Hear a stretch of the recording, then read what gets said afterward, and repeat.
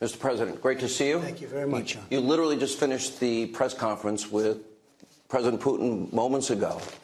A lot came up. You were very strong at the end of that press conference. You said, where are the servers?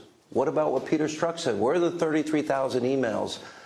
And there was this mystery answer that I think surprised a lot of people by the president of Russia as it relates to the Mueller investigation. That's right. Well, first of all, he said there was no collusion whatsoever. I guess he said as strongly as you can say it, they have no information on Trump. It was an interesting statement, too. You know, many years ago when I was there, what was it, 13, 14, a long time ago, he said there were many, many business people there. In all fairness, I was a very successful businessman, but I was one of a lot of people. And one thing you know, if they had it, it would have been out. He said it was nonsense. He said it's nonsense, is right. And he also said there's absolutely no collusion, which you know, and everybody that watches your show knows. And I think most of the country knows, and Tucker standing right over there definitely knows, because he gets it. He's one of the people that get it. But I'll tell you that I thought it was a really amazing time. Not about that. I think it's a shame. We're talking about nuclear proliferation. We're talking about Syria and humanitarian aid. We're talking about all of these different things, and we get questions on the witch hunt. And I don't think the people out in the country buy it, but the reporters like to give it a shot. I thought that President Putin was very, very strong. Let's talk about how the day went. You actually used the term 4 hours ago that changed, right, talking about the relationship. Right. Was it that quickly and that profound? We had a very long meeting, and it was a good meeting. We discussed so many different things, including nuclear, including war and peace, including economic, Syria, Ukraine. We discussed many, many things. And at the end of a long period of time, I mean, it was really it was just the two of us and interpreters. And at the end of this meeting, I think we really came to a lot of good conclusions. A really good conclusion for Israel, something very strong. He's a believer in Israel. He's a fan of Bibi, and really helping him a lot, and will help him a lot, which is good for all of us. Let's talk about specifics that you went over as it relates to both Syria, which he has been a supporter of the Assad regime, and, of course, Iran, which is the #1 state sponsor of terror, fomenting proxy wars. Right. Well, I think on Syria we're getting very close. I think it's becoming a humanitarian situation, and a lot of people are going to move back to Syria from Turkey and from Jordan and from different places. They're going to move back, less so from Europe, but they will be moving back from lots of different places. So I really think we're not very far apart on Syria. I do think that on Iran, he probably would have liked to keep the deal in place, because that's good for Russia. You know, they do business with, it's good for a lot of the countries that do business with Iran, but it's not good for this country, and it's ultimately not good for the world. And if you look at what's happening, Iran is falling apart. They have riots in all their cities. The inflation is rampant and going through the roof. And not that you want to hurt anybody, but that regime, we would let the people know that we are behind them 100%. But they're having big protests all over the country, probably as big as they've ever had before.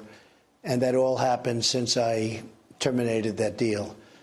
So we'll see. You know, they were talking about... Can you partner with Russia to perhaps stop the fomenting of terror, stop the proxy wars? Was that discussed? Well, it was, and I think that would be a great thing if we could do it. Then you have some people that say, oh, you'd have to do, you know, get involved with Russia. But if we can stop killing all over the place, or terrorism, we discussed radical Islamic terror at great length, because they have the problem too.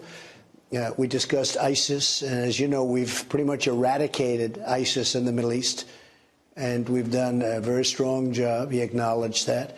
But we discussed ISIS and the threat of ISIS, and basically the threat of terrorism. Yeah. Let me go to the issue of nuclear proliferation. 2021, the START Treaty would need to be extended, and also the INF as it relates to, and he did bring up the idea of missile defense. Were those issues discussed, and did you make any progress? Well, I think we're at the very beginning. It's a very important issues.